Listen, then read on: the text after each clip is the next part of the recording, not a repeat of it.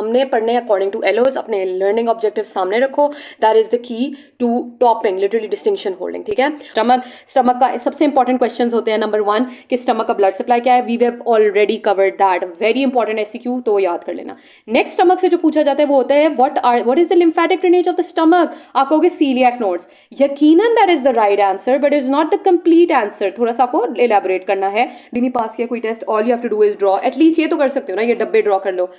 First part, second part, third part, fourth part, easy, first part, second part,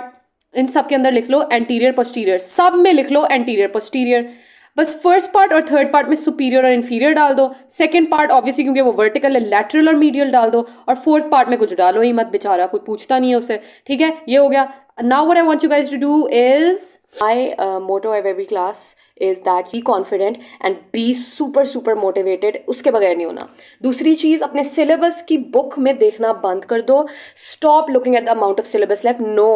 you're only going to focus on what you're studying at that point, that is such a big tip, मैंने ऐसी इससे बेहतर advice नहीं है। Simple काम करना है हमने, कॉमन चीजें पहले देखनी है। what are the common things guys, remember first and second part, ठीक है,